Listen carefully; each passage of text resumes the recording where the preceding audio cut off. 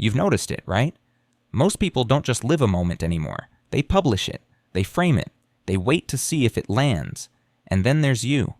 You can have a great day and feel absolutely no urge to prove it happened. But that's exactly what makes it feel slightly suspicious.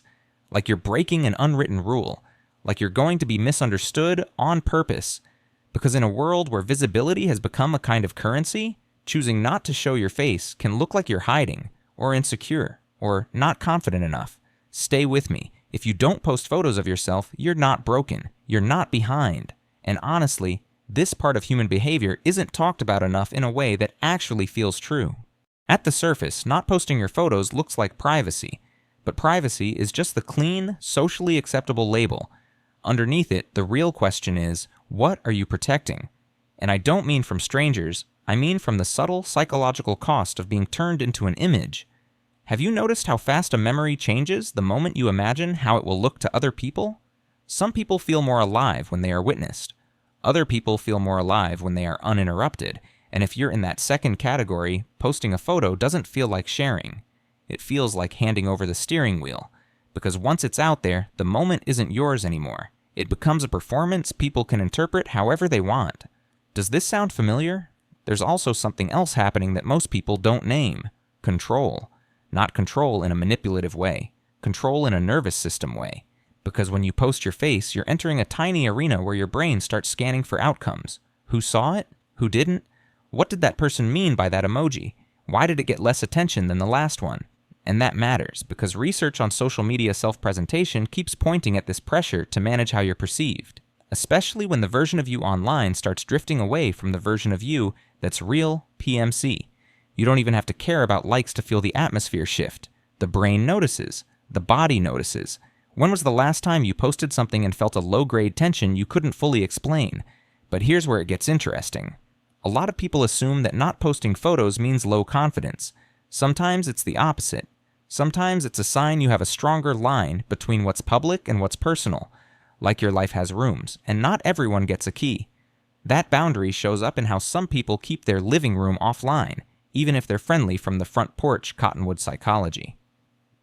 Have you ever felt relief when you realized nobody online knows the full version of you?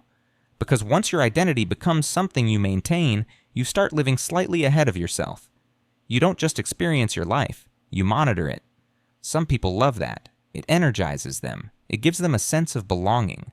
But for others, it creates a quiet distortion. You start making choices with an imaginary audience sitting in the room. And that's the part most people miss. Not posting photos can be less about fear, and more about refusing to let an audience move into your head. Midway reframe. Listen closely. What if the real difference isn't confidence versus insecurity? What if it's where you store your self-worth? Some people store it externally. Not because they're weak, because they're socially wired. They stabilize through feedback. Other people store it internally. They stabilize through coherence. That doesn't mean you never want approval. You're human. It means your system doesn't want your face to become a public object that gets priced every day. And it gets even deeper when you notice how edited versus authentic visual self-presentation affects how people feel. Research with adolescents found that creating or seeing edited content can coincide with reduced mental health and body satisfaction, while authentic content can relate to better outcomes, science direct. So sometimes your refusal to post isn't random at all. It's your mind quietly avoiding a game you don't want your emotions to depend on. Have you noticed how peaceful it feels when your appearance isn't up for negotiation? And yes, sometimes not posting can come from anxiety, perfectionism, or past embarrassment. That's real, but even then, the deeper mechanism is still about safety. If I don't upload myself, I can't be misread. And in a culture that loves quick judgments, that fear makes sense. But that's not the full story, because many people who don't post photos still share. They just do it in smaller rooms, private chats, close friends, people who have earned context cottonwood psychology, which suggests something important. You're not trying to disappear. You're trying to be seen by the right eyes. So what does it say about you? If you don't post your face, it might say you experience identity as something you live, not something you display. It might say you prefer presence over performance, not because you're above anyone, but because your nervous system relaxes when life stays unobserved, cottonwood psychology.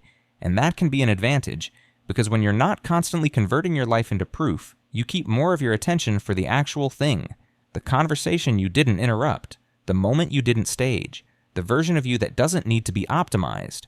Where do you invest your emotional energy? Into being perceived or into being grounded? And are you playing the same game as everyone else? Or a different one? Maybe you're not private. Maybe you're selective with your identity. If you want, comment one sentence.